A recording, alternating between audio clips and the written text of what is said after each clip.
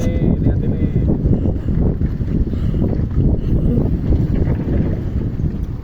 Oke, di situ kita lempar.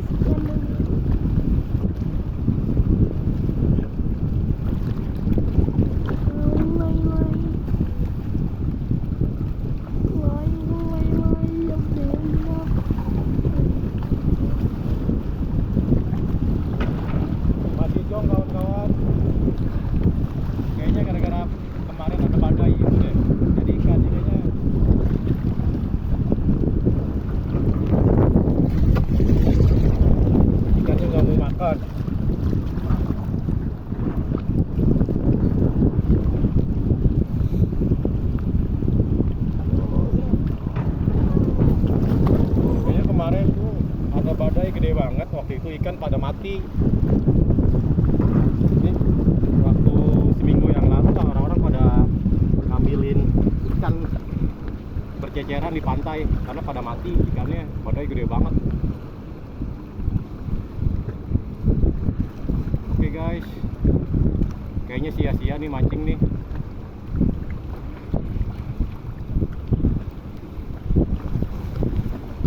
Ikan nyamperin. Ikan pada nyamperin tuh.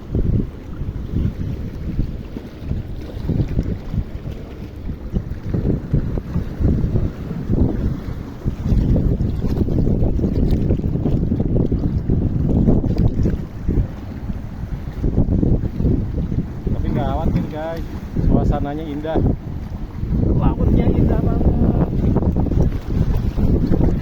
Nggak nyesel dah pada